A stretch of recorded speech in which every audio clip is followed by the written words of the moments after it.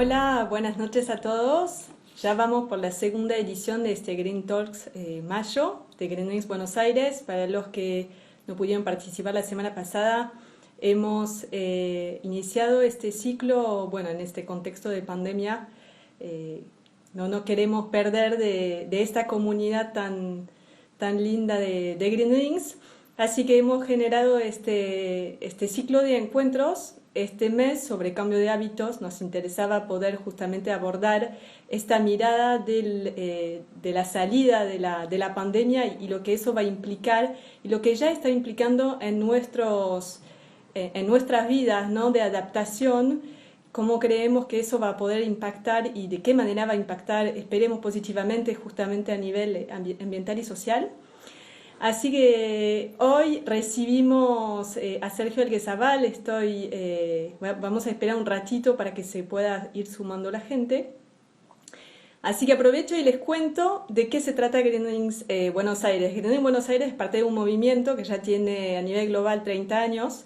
Acá en Argentina tiene ya 10, lo cofundamos hace un poco más de 10 años en realidad. Y en 2009, en agosto de 2009, y ya estamos 5 ciudades acá en el país y casi 300 ciudades a nivel global.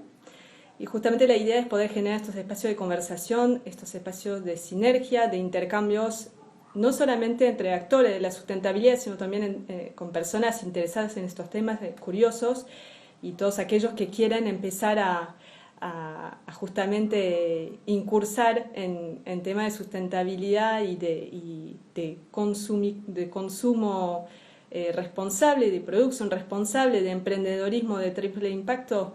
Es todos estos conceptos que estamos empezando o que ya venimos escuchando desde hace tiempo, entender un poco el contexto en el cual estamos, cuáles son las herramientas existentes, cuáles son los casos de éxito. Así que eso es Green Wings Buenos Aires.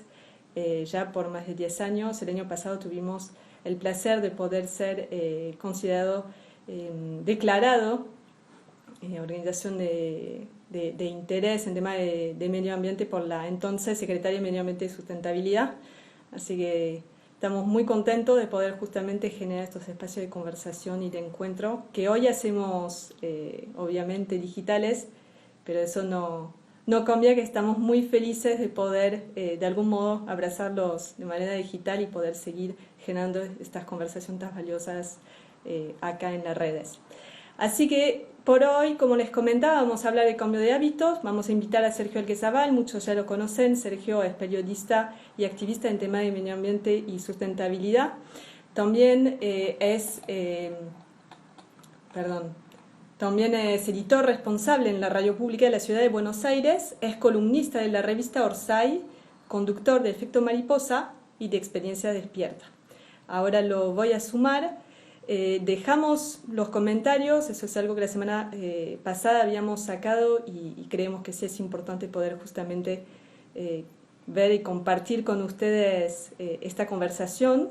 Y además van a ver abajo un botón con un signo de preguntas, donde justamente lo que esperamos es que si tienen alguna pregunta para hacer, la puedan hacer ahí y vamos a abrir dentro de unos 20 minutos más o menos la palabra, digamos, y ese espacio de preguntas y respuestas con Sergio. Así que ahora, sin más, un segundo, ahí está.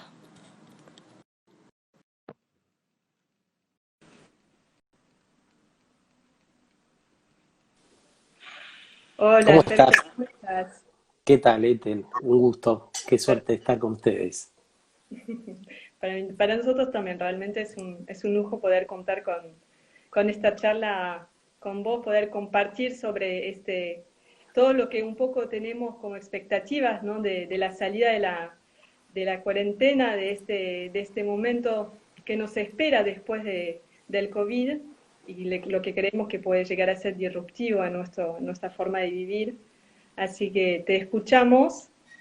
Gustaría contar un poco con tu reflexión al respecto. Sí, básicamente quiero contarles por dónde anda mi cabeza. Por ahí coincidamos con muchas y muchos que están hoy, que se están sumando al encuentro de esta tardecita noche. La verdad que estoy con la incertidumbre propia de este momento. Eh, Estoy con miedos. Tengo miedo por la educación de mis hijos, por el trabajo, por la ciudad donde voy a vivir. Por supuesto que me invaden esas sensaciones, pero tengo una energía renovada que hacía mucho tiempo que no me invadía. Estoy con muchas ganas de hacer y de pensar un futuro diferente, de hacerme preguntas. Yo creo que hoy los voy a convidar a que nos hagamos más preguntas que otra cosa. No es un tiempo de certeza absoluta y entonces me parece que lo primero es conocer lo que nos pasa, o mejor dicho, lo que nos venía pasando. Vivíamos en un mundo donde estaban desapareciendo vertiginosamente buena parte de las especies que cohabitaban el planeta con todos nosotros. Eh, la región, América Latina y el Caribe, albergaba más de 120 millones de pobres. Por lo tanto, también eso me parece que vale la pena atenderlo. Tenemos la fortuna de poder intercambiar, de poder pensar esta tardecita con casi 50 personas ya, y estamos en nuestras casas, en nuestro ámbito, rodeados de nuestros objetos, con un té caliente, con un mate, con un vaso de agua. Tenemos asegurado lo que vamos a comer esta noche. Vamos a comer seguramente algo calentito. Pero hay millones de personas, de esos pobres con los cuales convivimos en la región, que tienen la incerteza de la comida de dentro de un rato. No saben qué va a pasar mañana, qué les pasará a ellos, pero quizá peor aún, qué pasará con sus hijos, con la mujer o el hombre que los acompaña. Por lo tanto, me parece que reconocer esta situación es una buena base para empezar a desentrañar todas esas cosas que nos deja ver la pandemia. Siento que la salud puesta en primer lugar como valor fundamental para todos nosotros ha corrido la economía que estaba en el centro y nos ha dejado ver las ciudades donde vivíamos, los trabajos que hacíamos, cómo nos transportábamos, qué energía utilizábamos, cuáles eran los proyectos que teníamos y qué conversaciones. ¿Cuál era el modo de vincularnos entre nosotros? ¿Qué relación tenían los empleos con el entorno? ¿Nos estaban haciendo bien los empleos que teníamos, el modo en que los desarrollábamos? ¿Ustedes que están por ahí creen que trabajar 14 horas como hacía un peón de taxi para poder llegar con lo justito a fin de mes, hacer guardias como los médicos durante 72 horas, levantar la basura que reciclamos tirando de un carro con los chicos atrás, la mayoría de las veces era un buen trabajo, que eso le hacía bien a las personas que tenían ese empleo? ¿Eso le hacía bien a los vecinos de la ciudad? ¿Eso le hace bien a la ciudad donde vivimos? La verdad que no. La verdad que salta a la vista que no. Salta a la vista que es necesario cambiar el estado de las cosas.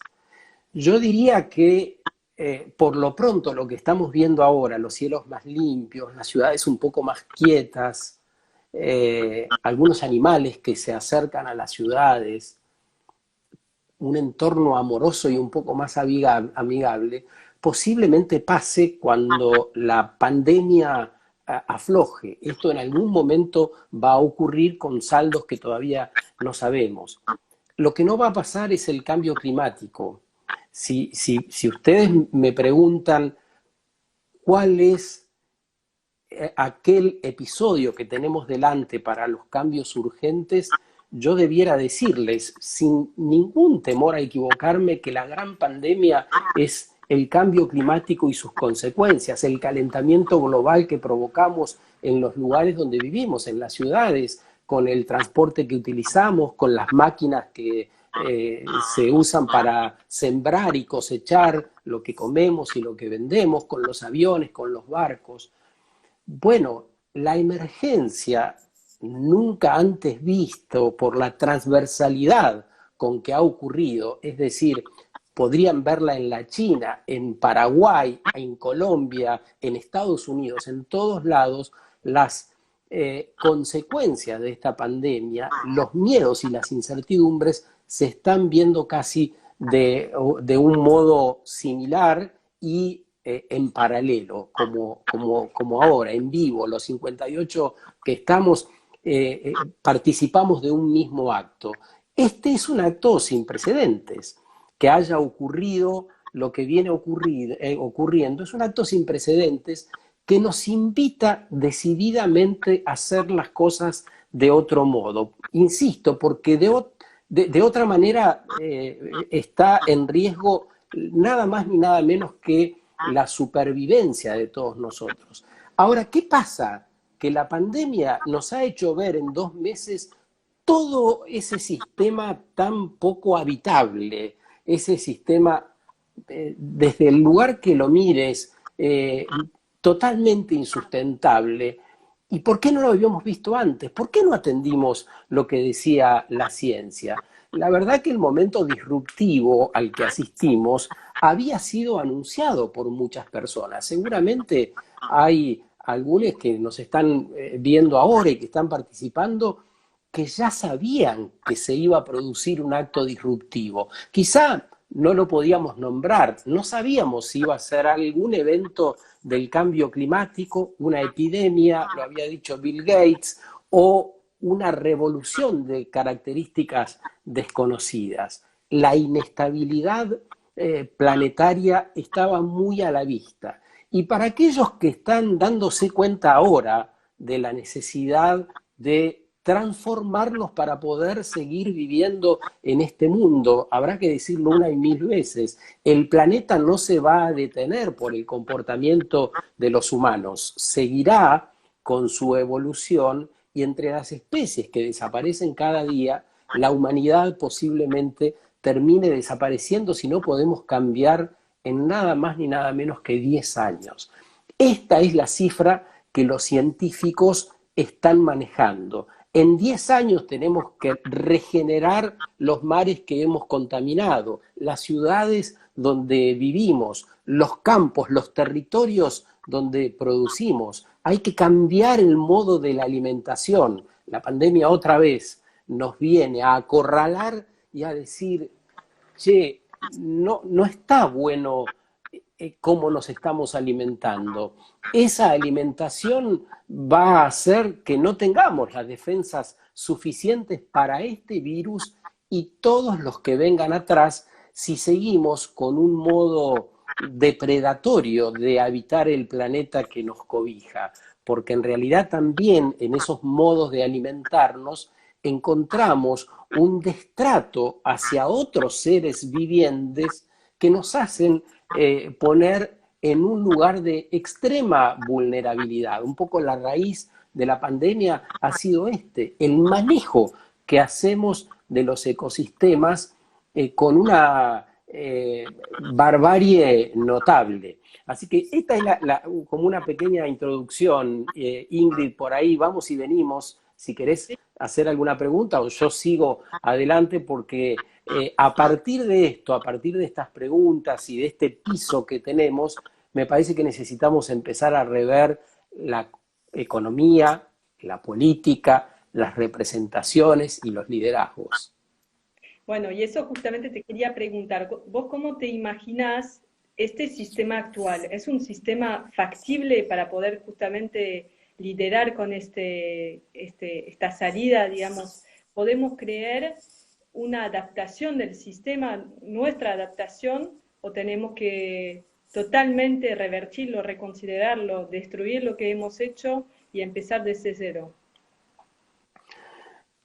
Yo creo que nos debemos una mirada amorosa a la historia. Creo que nuestros padres los que los antecedieron, pensaron que de verdad estaban edificando sociedades que iban a ayudar a vivir mejor, una educación de calidad, justicia para todos, buena alimentación, una mejor distribución, pero con este prisma que en 2020 nos permite ver parte de los resultados, podríamos decir que eso ha resultado insuficiente y podemos ver que con mucha claridad que el sistema que nos hemos dado es injusto, que hemos fallado en la gestión, es decir, en la organización del mundo en que vivimos. Por eso falló la economía. La economía no es otra cosa que una herramienta para darnos una mejor organización entre las personas. Todo empezó a distorsionarse y tenemos o vivimos en sistemas distorsionados por donde lo mires. Por lo tanto, me da la impresión que necesitamos repensar las instituciones con mucha fortaleza. Las instituciones no atienden hoy los anhelos de las personas. Las representaciones establecidas tampoco. Los liderazgos que conocemos, tan personalistas, tan patriarcales, tan autoritarios, no dan abasto porque ya no alcanza con la emocionalidad y la arbitrariedad de las personas. Esto resulta también insuficiente. Mi carrera empezó hace muchos años cuando Raúl Alfonsín fue elegido presidente democrático de Argentina. Y yo trabajaba como corresponsal de Radio Continental en casa de gobierno y seguía algunos viajes del presidente, se formaba el Mercosur, la Unión Regional y algunas otras cuestiones. Y en ese tiempo yo veía que ese presidente, ese hombre y los de la región, la representación establecida en el mundo, podía manejar más o menos las variables de ese momento. Sabía qué podía pasar con la economía, les iba mal o bien, un poco mejor. Sabía qué iba a pasar con las instituciones, con la justicia, con la democracia. Sabían qué pasaba con el periodismo y la conversación. Más o menos lo manejaban.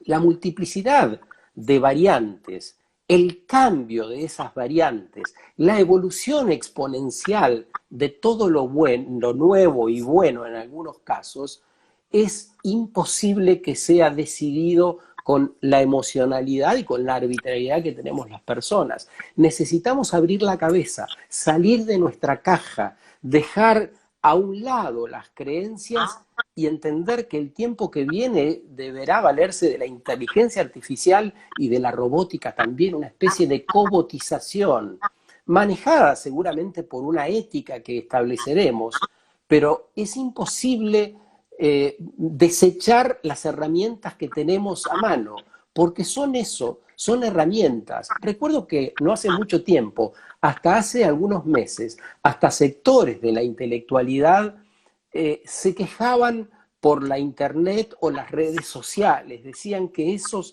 eran espacios donde se malversaba la palabra, donde las personas iban a pavear y a poner fotos que se sacaban comiendo en diferentes situaciones cotidianas. Las redes sociales y la internet es el nuevo patio. Hoy sería deseable que en los barrios periféricos de las ciudades, ahí donde se mueren las personas porque no hay agua, haya internet gratuita para todos, porque ese es el modo de garantizar nada más ni nada menos que la educación, la posibilidad de abrir una ventana para mostrar lo que somos, pero también para ver qué pasa del otro lado. Me parece que ha cambiado tanto el mundo que no podríamos despegarnos de estas cosas que son evidentes, que están ahí y que necesitamos aprender a usarlas en beneficio del colectivo, si querés, con un nuevo sentido de cooperación, con un nuevo sentido de eso que se está viendo ahora entre los vecinos, ¿no? De generosidad, de poder ver al otro. Deben haber escuchado o conocido, o les debe haber pasado a algunos de ustedes, cómo pueden identificar, ahora que hay más tiempo, quiénes viven en el edificio, en qué piso están las personas mayores, dónde hay chicos que necesitan por ahí salir un rato a tomar el sol para nutrirse de la vitamina D, dónde hay un viejito que necesita que le compremos medicamento. Esa sociedad, un poco más acorde con lo que somos, me parece que está al alcance de la mano. Y la nueva normalidad no vendrá graciosamente porque un día lloverá a maná. Deberemos construir esa nueva normalidad entendiendo además que el tránsito será doloroso.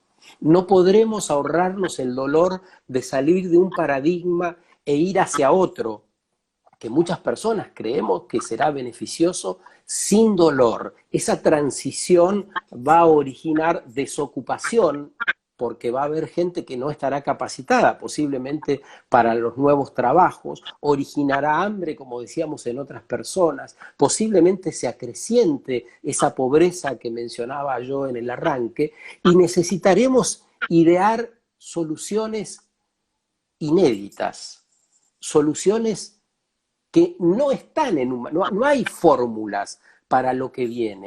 Esas soluciones inéditas necesitan de toda nuestra pasión, de todo nuestro entusiasmo, nos necesitan despabilados y necesitan que empecemos a creer la verdad del poder que tenemos. ¿Cómo es posible que un porcentaje ínfimo tenga las mayores fortunas del mundo y todavía haya cierta reticencia para asistir a aquellas personas que son más débiles? Necesitamos tener esta conversación porque un mundo sostenible, es decir, un mundo donde sea posible la vida y la educación de nuestros hijos, el desarrollo de cada uno de nosotros, es con todos adentro. Si ese mundo que logramos construir a partir de la pandemia no nos incluye a todos, será un mundo inviable, una especie de Titanic.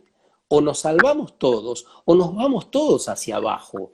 Me parece que estamos en esa instancia crucial de nuestra vida y ante la disyuntiva de dejar ese mundo inmisericorde en el que vivíamos para desarrollar un mundo virtuoso, que nos saque del centro definitivamente y que nos meta en la rueda con el resto de las especies vivas, con el planeta que nos alberga, con la atmósfera, viviendo ese ambiente con el resto de quienes nos acompañan.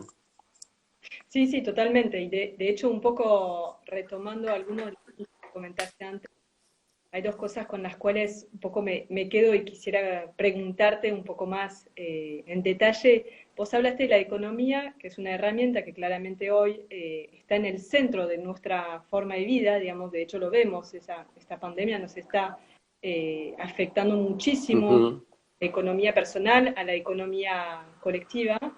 Entonces, un poco te voy a hacer dos preguntas. Primero, esa mirada del sistema, ¿en qué orden lo ves? ¿Quién pones primero en este repensar? Y segundo, hablaste de mirada colectiva. Justamente, ¿crees que nos va a permitir de generar un sistema sostenible mediante, o sea, vos crees que los procesos colectivos son la base o qué nos va a acompañar justamente en esta salida? ¿Qué necesitamos generar? Lo primero que quisiera decirte es que creo que aparece un nuevo bien común, un bien común que efectivamente debiéramos pensar que beneficie a las personas, pero también al resto de las criaturas. Esto que decíamos, no podemos pensarnos aislados de ese entorno. Entonces, a partir de cada decisión que tomemos para lograr ese bien común, para el bienestar de las mayorías de las personas, vamos a tener que atender el ambiente. Por lo tanto, entramos en una ecuación diferente a la que nos venía rigiendo, donde la economía era el centro y yo diría la economía y las finanzas estaban como al tope de los valores. Primero, y bueno, en los emprendimientos lo veíamos, el emprendimiento podía ser divino, Los emprendedores podían tener una idea brillante. Ahora, si económicamente, con las reglas de la economía establecida, eso no funcionaba, había que pensar otra cosa. Ahora, la pandemia y el cambio climático, los dos fenómenos juntos, el calentamiento global y el sistema que nos hemos dado para vivir y lo que nos están diciendo los científicos, nos lleva a que debamos cambiar esa ecuación. Por lo tanto, es sí o sí, no hay modo de cambiar esto. Primero el ambiente, después el ambiente y todas sus criaturas, después las personas y finalmente la economía. Esos casi 70 que están ahí, intenten hacer una ecuación diferente. ¿Podríamos poner un kiosquito, un negocio de lo que sea, educar a nuestros hijos, hacer nuestros proyectos, vincularnos donde no haya un ambiente, saludable? ¿Podríamos desarrollarnos pensando que ese ambiente día a día se va degradando y en pocas generaciones no habría espacio para habitar? Es imposible pensarlo al revés. Y me parece que ahora las circunstancias nos hacen ver esto con mayor claridad, ¿no? Podemos ver que es primordial atender el ambiente, la salud de las personas, la alimentación, y entonces ahí empezamos a hacer un camino diferente que tiene que ver con el cambio de hábitos. ¿Qué vamos a comer? ¿Cómo nos vamos a alimentar? ¿Cómo vamos a producir esos alimentos? ¿De dónde vendrán? La organización que nos espera es una organización local y regional, que va a hacer pie en lo local y lo regional, para que tantas ciudades, pensemos en la Argentina, y tantos pueblos de la Argentina, puedan abastecerse de energía local o regional, de productos alimenticios que sean sembrados sin agroquímicos en el lugar cercano, con un transporte diferente, con una planificación de los edificios y los espacios verdes perfectamente acordado entre los ciudadanos. Para eso se requiere este colectivo. Yo alcanzo a ver también, Ethel, como para responder la segunda parte o la segunda pregunta, alcanzo a ver un atisbo de esos nuevos liderazgos en lo que pasó en Chile, en lo que está pasando en Chile desde hace algunos meses, de mucha potencia. Lo que ha pasado con las manifestaciones de las mujeres por sus derechos en Buenos Aires, o lo que ha pasado con la defensa del agua en Mendoza. Allí no hay un liderazgo que podamos identificar con las características del pasado, es decir, que tenga una cara, una fisonomía, que tenga un nombre. No se sabe, porque son todos, una especie de sororidad los va guiando hacia donde hay que ir. Todas esas personas que salen en Chile, trabajadores de la construcción, profesionales, mujeres, hombres, chicos con la guitarra, otros que van con sus herramientas de trabajo, todos saben que hay que ir para aquel lado, no para allá. Nadie va para allá. Y no hace falta que un líder al viejo estilo, a la vieja usanza, los lleve de las narices hacia otro lado, porque ya vivieron suficiente, ya tienen los más jóvenes datos muy presentes para decir es para el otro lado, para decirnos a los adultos, che, déjense de mirar Netflix y comer papas fritas frente a la pantalla porque se está quemando la casa. Se van ahí, nos van a dejar con la casa a medio incendiar, porque solos no vamos a poder. Hay muchas decisiones que necesitamos tomar los adultos. Me encanta Greta y los miles de Gretas que hay en San Pablo, en Montevideo, en Bogotá, en nuestra región. Hay miles de chicas y chicos que nos están diciendo lo mismo que dice Greta, pero solo no podrán. Nosotros los adultos necesitamos cambiar, necesitamos abrir la cabeza, generar plasticidades, prepararnos para ese mundo que viene, que va a requerir de toda nuestra energía y concentración. Sí, totalmente. No, y además estaba pensando que en realidad ya hoy tenemos un sistema muy fragilizado Y hablabas de cambio climático y yo pienso, ahora nos pasa o sea, tenemos un evento climático ahora y el sistema ya sufre de la pandemia y de los impactos que tiene a muy corto plazo. Ni hablar, digamos, en esta instancia de mediano o largo plazo. Pensemos en hoy. Ya esta pandemia nos está generando, nos está debilitando. El cambio climático, ponerle una lluvia muy fuerte ahora, cómo lo vamos a poder de algún modo sostener? ¿Cómo vamos a poder, con un sistema tan fragilizado, poder justamente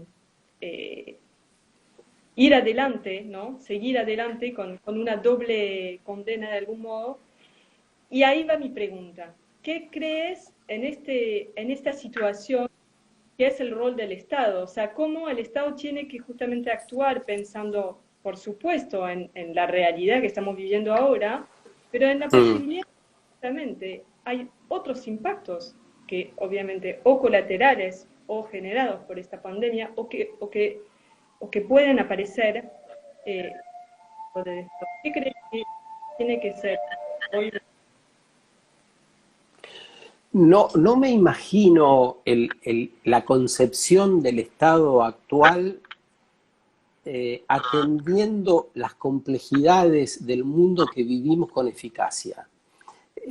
Creo que necesitamos efectivamente un Estado presente y permeable a todo aquello que deseamos los ciudadanos, pero que también que sea eficaz en sus decisiones. Digamos, el Estado, como la mayoría de las instituciones, podríamos hablar de tantas otras, de las organizaciones en general, también del mundo privado, está anquilosado porque ha sido concebido para un mundo diferente, como si te dijese, fue concebido para viajar a 25 kilómetros por hora.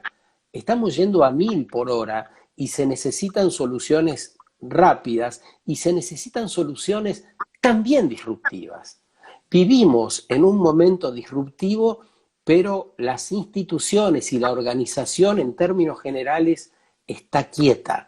Esos líderes están quietos porque están pensando con fórmulas que en realidad funcionaron en una época diferente. Fíjense que estamos pensando los trabajos como en la era industrial todavía.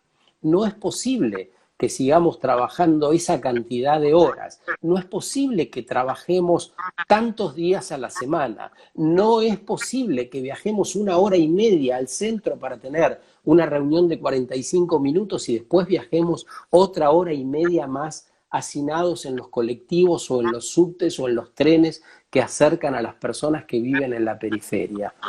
Yo creo que esto también nos está haciendo pensar cuál va a ser el lugar que elegiremos para vivir y a qué le daremos preponderancia. Y agarrado de eso, ¿cómo planificamos un país, una región, un mundo diferente que necesitará de todo? Si necesitamos rediseñar las instituciones, si necesitamos rediseñar los bancos o el modo en que hacemos los intercambios, si ya no nos sirve eso establecido, imaginen todo lo que tenemos por delante, todo lo que hay por delante en materia de educación.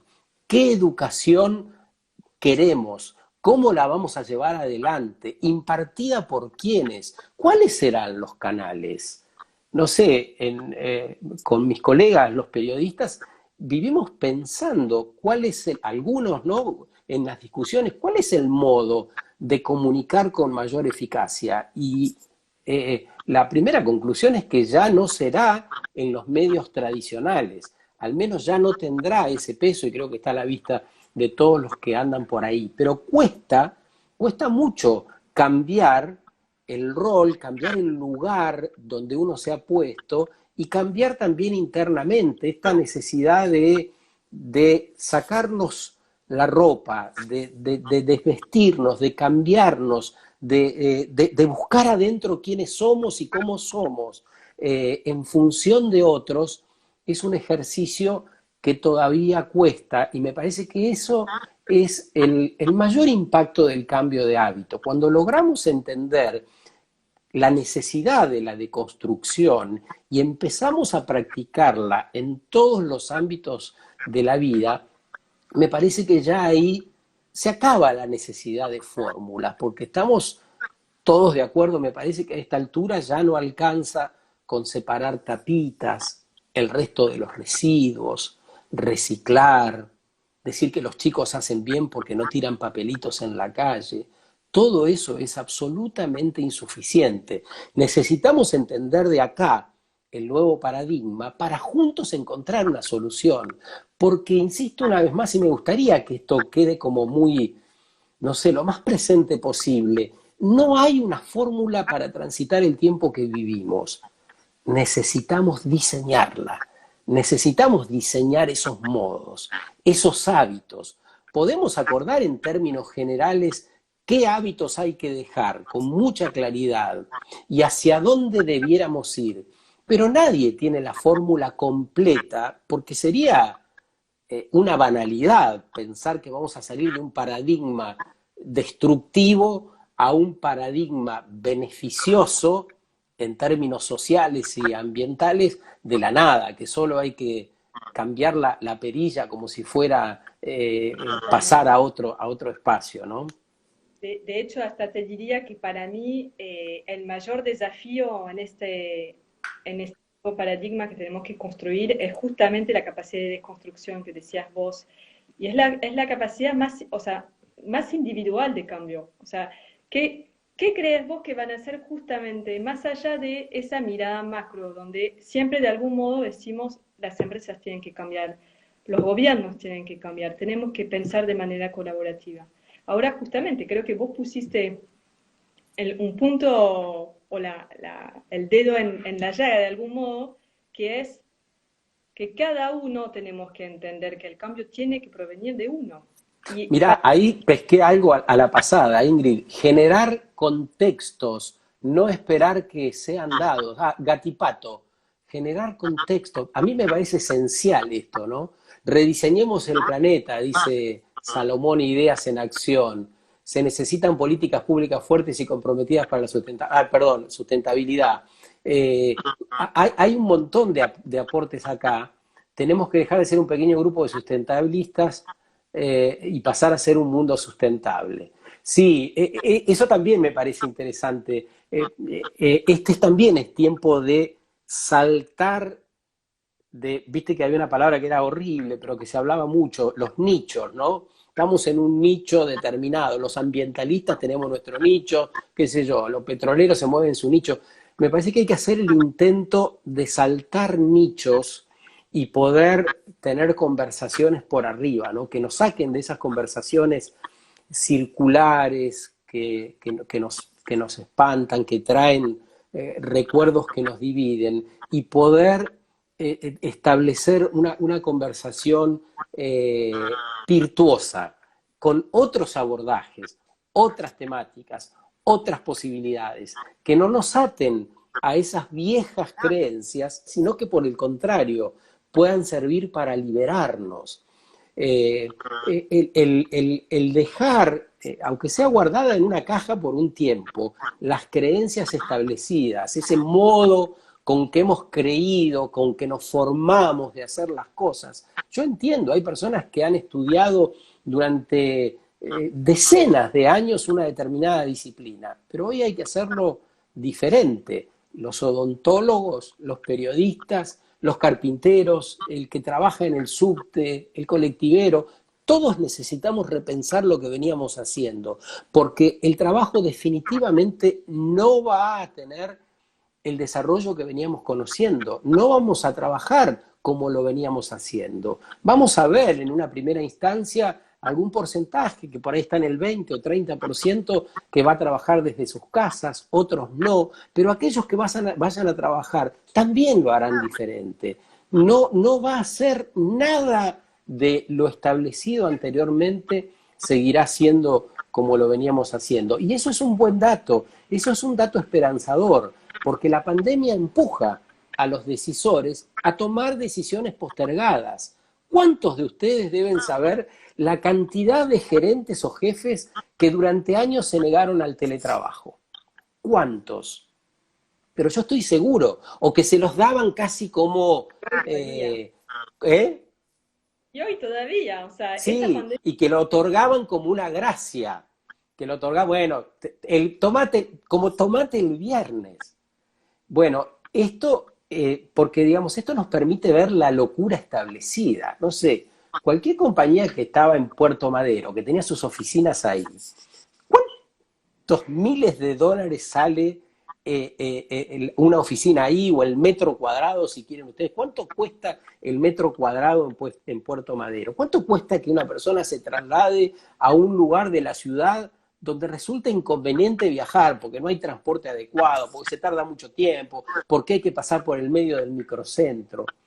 Entonces, me parece que es ese reencantamiento, necesitamos reencantarnos con ese nuevo quehacer, ¿no? En todos los campos. sí. Y un poco lo que me estaba preguntando es, en definitiva, y viviendo un poco en una situación de muchos miedos, ¿no? O sea, lo que justamente genera esta pandemia es ya de por sí el miedo a agarrarlo, el miedo a contagiarse, a contagiar a su familia. O sea, hoy estamos en una situación de miedo, ¿no? De miedo a Sí. lo que va a pasar, del impacto que va a tener en nuestras familias, en nuestra economía. Y en este contexto de miedo, ¿cómo te imaginas justamente que cada uno podemos cambiar y soltar? Yo leía recién un comentario de decir, tenemos que soltar sin miedo, pero ¿cómo podemos, cómo te imaginas ese cambio individual? ¿Qué crees, cuáles crees que son las herramientas no quiero hablar de tips, pero ¿cómo te imaginas ese cambio Mm. en cada uno? De nuevo, hablamos de grandes cambios. Ahora la dificultad es justamente que como individuo entendamos que somos parte de un ecosistema, Mm. que nosotros también somos la consecuencia y la solución, somos sí, el impacto y la solución a la vez, ¿no? Definitivamente necesitamos dejar de pensar el yo y pensarnos en nosotros. Me parece que esta es la primera cosa que nos puede hacer espantar el miedo. Hay que espantarlo al miedo y también me parece indagar sobre las razones de ese miedo. Yo una de las cosas que me pregunté y arranqué diciendo que todavía tengo miedo, era ¿por qué no me daba miedo como el miedo que estamos viviendo ahora? Ese miedo de despertarnos por la noche o de tener días asiagos, de pensar verdaderamente de un modo desesperante a veces. ¿Por qué no lo tenía antes? Si había también millones de personas que no tenían un plato para comer, como lo citamos antes. Si la crisis de especies era abrumadora, si los científicos nos estaban diciendo que faltaban 10 años, ¿por qué yo no tenía miedo? Entonces, me parece que si podemos traspolar esas situaciones y decir, ¿a qué le tenemos miedo ahora? ¿A qué le tenemos miedo? Al cambio, a la transformación. La transformación podría llevarnos a escenarios mucho peores que los escenarios de inequidad en los que vivíamos, de exclusión, a esos escenarios donde naturalizábamos todo lo que estaba mal. No sé, pongamos algún ejemplo. ¿Por qué ir a buscar la energía a cientos de metros bajo tierra si la energía está cuando abrimos la puerta? La energía está en la superficie, no bajo la tierra. ¿Por qué sacábamos oro de las entrañas para ponerla en la bóveda de los bancos? ¿Por qué tanto oro? ¿Por qué tanto desperdicio? ¿Por qué el consumo desaforado y banal? Mm, A veces digo, ¿no debiéramos tenerle miedo a todo eso? Y me parece que hay algo de eso que ya emerge en todos nosotros. Yo no temo a equivocarme si te digo, que hay muchas personas que están empezando a mirar con cierta desconfianza la idea de volver a la normalidad. Hay muchos que tienen muchas ganas de volver a aquella normalidad. Y los que empiezan a trabajar, a viajar otra vez, están diciendo, puta, acá hay un montón de cosas que no me cierran, que no van más. Otra vez me decía el verdulero de acá a la vuelta, dice, yo no sé, yo antes abría de 8 de la mañana a 9 de la noche, porque la gente está acostumbrada a ir a la verdulería de 8 a 9. Ahora hoy estoy abriendo de 10 a 16, y ahora que es invierno, o que viene el invierno, a las 5 de la tarde ya es oscuro, no se necesita más. ¿Por qué no nos acostumbramos a ir en un horario más acotado a los negocios? Me parece que esa cosa que nos pasaba y no nos daba miedo, que nos abrazaba el consumo de lo que sea, desde azulejos, ropas o 25 líneas diferentes de aromas de café, toda esa cosa que nos hacía tanto daño, no nos daba miedo. Y hoy sí podemos verlo y quizá reflexionar acerca de si ahí no debiéramos poner nuestros verdaderos temores, es decir, volver a una normalidad amañada, injusta, a una normalidad que no nos hacía bien, que no podía garantizar la continuidad de las generaciones venideras. No podíamos hacer con el consumo desaforado y el modo en que vivíamos. Y además, no éramos felices. No constituíamos comunidades generosas ni felices. ¿Podremos animarnos a buscar un estado de bienestar diferente si logramos una austeridad en el sentido más luminoso de la palabra austeridad, una austeridad en nuestro vivir, en el modo de hacer nuestras cosas, en el uso del tiempo? ¿Podremos usar el tiempo como lo usamos ahora para intercambiar con nuestros hijos, para hacer el pan casero, para leer, para pensar, para formularnos preguntas? ¿Se podrá usar el tiempo de otro modo? A mí eso más que miedo me anima, eso más que miedo me envalentona a hacer con otros. Por ahí el negro del Imagine de Bragado dice, pero no dejan de ser deseos. ¿Cuál es la acción? Esa es la acción. Esa es la acción, la actitud de querer cambiar y transformar porque hace falta, porque es necesario, porque no hay otro camino posible que el de la transformación. Y que lo tenemos que hacer nosotros, porque, insisto, los liderazgos establecidos perimen. Como si vos me dijeras, che, ¿y qué va a pasar con el diario, vos que sos periodista y andás por ahí? El diario termina, porque con el diario te podrías contagiar, hay que talar árboles, es un sistema insostenible que te traigan el diario a la puerta de tu casa para leerlo durante media hora y después sirva para envolver la lechuga o los tomates. Esas cosas ya no serán más, no deben ser más. Entonces, si no se dan cuenta quienes tienen a cargo esas decisiones, bueno, me parece que las personas con las elecciones, con el nuevo consumo que también seguramente vendrá, lo van a hacer saber. Es maravilloso el nuevo consumo que ya podemos ver, al menos en algunos lugares de la capital, cuando vamos a lo agroecológico, cuando vemos que lo agroecológico no es tan caro. Yo acabo de comprar un maple de huevos agroecológico, lo cuento porque fue hace un rato, y lo conseguí en Palermo a 250 pesos, Colorado grande. Y anda a cualquier supermercado y comprate un maple por mucho más. Entonces, eso desmitificar un poco, ¿no? Todo aquello, lo agroecológico es caro, los ambientalistas, mucha cosa, pero después hay que ver qué pasa con la economía, después cómo lo hacemos. No, Sí. no, está más cerca de todo lo que pensamos, ¿no?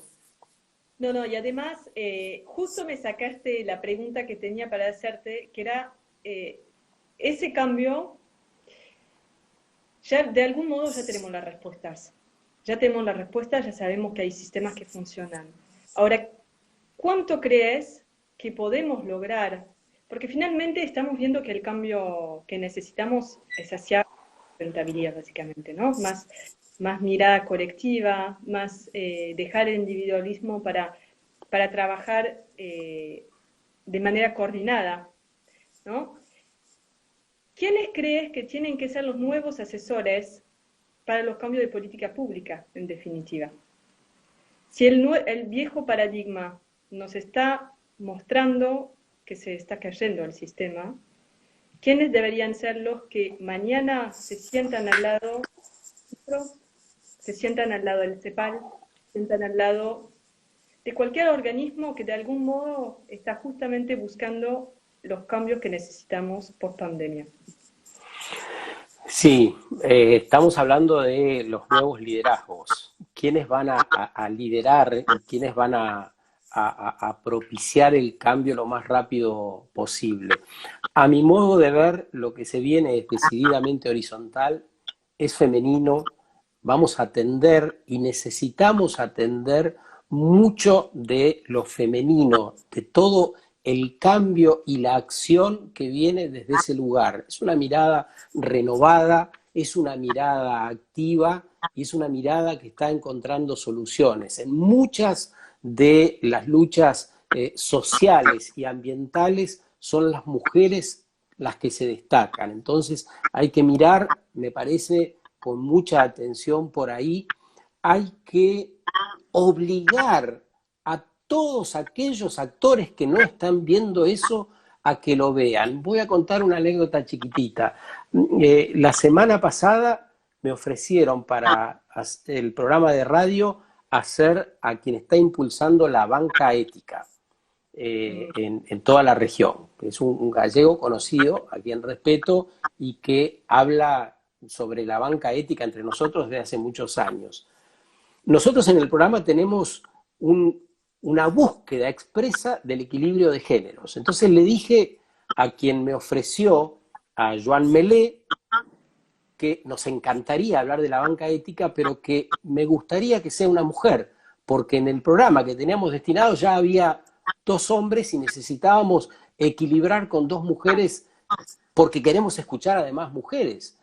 Sí, sí, sí. Bueno, te lo resumo, el ida y vuelta no apareció una mujer, o no me pudieron ofrecer una mujer vocera. Y no se hizo la nota. No se puede transar con eso. No tenés líderes mujeres, no tenés una vocera mujer, ponela, porque si no, no estás en radio, para decir un ejemplo cercano que te digo. Estamos armando una conversación sobre tal cosa, bueno, ustedes lo saben porque son equilibrados, todo el tiempo son equilibradas. Esto se ve con las invitaciones y demás, y eso lo buscan. Pero me parece que hay que hacerlo presente, hay que hacerlo notar, hay que decirle a las personas que no lo conciben, a las empresas cuando arman estos conversatorios, que no es posible sin esa presencia vital. Desde el otro lugar donde van a brevar esas nuevas ideas, me parece que tiene que ver con los jóvenes. Cuando hablo de los jóvenes, hablo de los pibes de 10 años en adelante. También los chicos tienen otra mirada, otra cabeza. Vos hablás, o cualquiera de nosotros, hablamos con un chico de 10 años y seguramente nos puede abrir la cabeza si queremos entender qué nos están queriendo decir con el tema de la alimentación, qué hace falta comer y qué hay que dejar de comer para hacer una vida más sostenible. Me parece que esas 2 vertientes son esenciales. Y después las organizaciones, pero insisto, me parece que hay que dejar de ver el modo tradicional de conducción, de organización, y cómo concebimos los líderes, porque la economía ya no está en el centro de nuestras acciones. Es la salud, es la empatía, es el poder mirar el todo de un modo sistémico.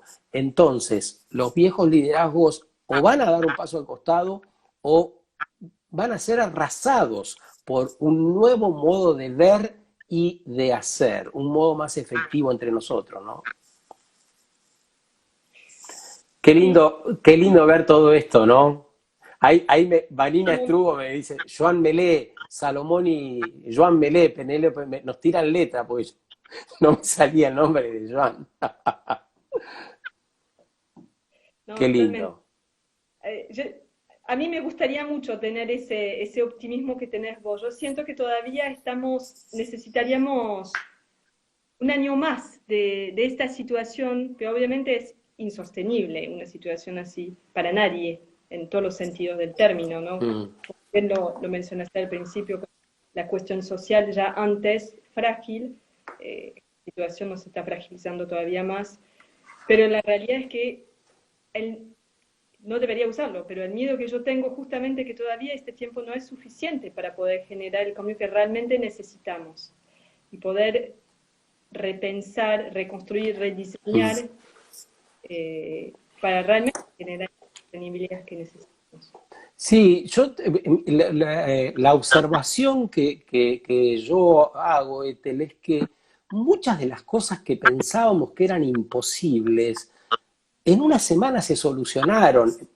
Digamos, hay que hacer ajustes por todos lados, pero fíjate la escuela, que la creíamos, las maestras que están sobrepasadas por pibes que saben todo de computación y qué sé yo, lograron armar un esquema de emergencia para atender esa necesidad en la educación. Los trabajos, de la noche a la mañana, millones de personas trabajaron desde sus casas. No es lo deseable, no están trabajando con las sillas ergonómicas que hacen falta, habrá que ver si tienen todos los elementos, cuántas computadoras o dispositivos hay en la casa para atender el deseo de todos. Pero quiero decir, si lo miramos en general, vemos que muchas cosas ya estaban avanzadas, porque no te olvides, Ethel, que de la transición hace décadas que venimos hablando. Necesitamos empezar a hablar del fin de la transición. Este es el fin de la transición para la acción. No hay tiempo para seguir transicionando. Ahí está el panel intergubernamental de cambio climático que nos dice en la comunicación de cada semana que no hay tiempo, les dice a los gobiernos. La CEPAL, la Comisión Económica para América Latina y el Caribe, que depende de Naciones Unidas, acaba de instar a todos los gobiernos de la región para que por 6 meses den el salario único universal a esos millones de pobres con los que convivimos. Serían unos $140, plata nuestra, ponerle 10, 12 mil pesos por persona para que pueda, no estamos diciendo para que no trabaje de otra cosa, estamos diciendo para que pueda comer, para que esta noche tenga la comida caliente de la que empezamos a hablar, para que esta noche tenga un pedazo de pan para compartir con su familia. Esa es la asignación universal. ¿Y sabes qué dijo la secretaria ejecutiva de la CEPAL, dependiente de Naciones Unidas? Cuando le preguntaron, maravilloso, pero ¿cómo se financia eso? Pues con el 1% más rico de la población del mundo. Ya lo dijo Angela Merkel. Así dijo Alicia Bárcena. Nosotros a veces creemos que esas cosas son imposibles de plantear o que no va a pasar porque los sectores poderosos se van a oponer. Me parece que hay que empezar a ver también ese cambio en la relación de poder. Si vos me decís, definí quiénes están más perjudicados por la pandemia, yo podría decirte rápidamente, por supuesto, los sectores vulnerables, los sectores que están más alejados, pero quienes están más preocupados son aquellos que acumularon ganancias y que no tienen la concepción, es decir, que no está en la cabeza la idea de repartir o ayudar a los demás, ni siquiera repartir, de ayudar a los demás. Entonces, me parece que esa es otra cosa que también la ciudadanía está empezando a ver, porque no se puede seguir conviviendo con 140 millones de pobres al lado. No podemos, la ética, la panza, las entrañas, no toleran semejante inequidad. No podemos seguir viviendo así, no podemos disfrutar nada, es invivible la vida así, ¿no? Entonces, nada, acá mira, justamente Nicoclu, la cuarta revolución industrial, es una gran oportunidad para disminuir la brecha social a través de la capacitación de los jóvenes en situación de vulnerabilidad social. Alicia Bárcena de CEPAL también decía, el ingreso universal sería también para los jóvenes que tienen trabajo precarizado hoy, ¿no? Porque también eso naturalizamos, el trabajo precarizado de nuestros jóvenes. No naturalicemos más eso, no naturalicemos esas cosas. Y así tenemos en la vida cotidiana 100.000 cosas para dejar de naturalizar. Me está diciendo, Vanina, gracias por recordar que nos queda un minuto y yo Wow. quisiera hacer más preguntas y poder pasar justamente a la pregunta que nos vinieron, pero bueno, se acabó el tiempo, así que espero que podamos justamente hacerlo offline, ¿no? Fuera del vivo. Gracias, Sergio, por esta conversación súper rica. Realmente un lujo poder intercambiar con vos sobre esta visión del, de la nueva normalidad, ¿no? Que se viene y cómo repensar la sustentabilidad en este contexto. Gracias a todos por sus aportes, súper rico, nos ayudó, nos encantó poder justamente contar con un poco sus visiones y aportar a la conversación. Comentarles que ya se viene el próximo martes a las 19 horas, el 26 de mayo, con el último de los 3 encuentros que hacen a este ciclo de Green Talks de mayo, con Daphna Nudelman. Daphna es más conocida como la loca del tupper, y ella nos va a hablar desde los cambios de hábitos muy prácticos y cómo vamos justamente generando esa deconstrucción, esa reconstrucción del ciudadano que queremos ser, del consumidor que queremos ser. Así que los esperamos próximo martes. Chao, chao.